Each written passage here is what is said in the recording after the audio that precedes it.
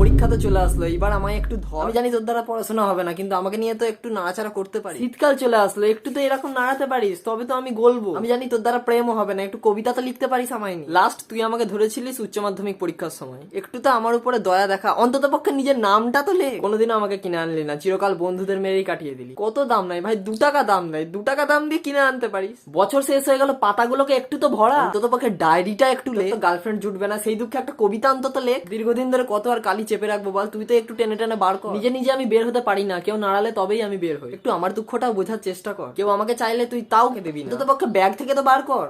চিরকাল অন্ধকারে থাকতে ভালো লাগে, একটু বাইরের হাওয়া বাতাস দেখা।